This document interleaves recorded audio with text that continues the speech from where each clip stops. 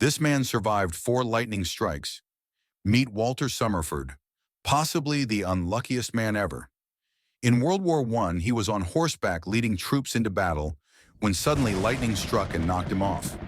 Having recovered and taken up a quiet life of fishing, he was once again struck by lightning, paralyzing half his body.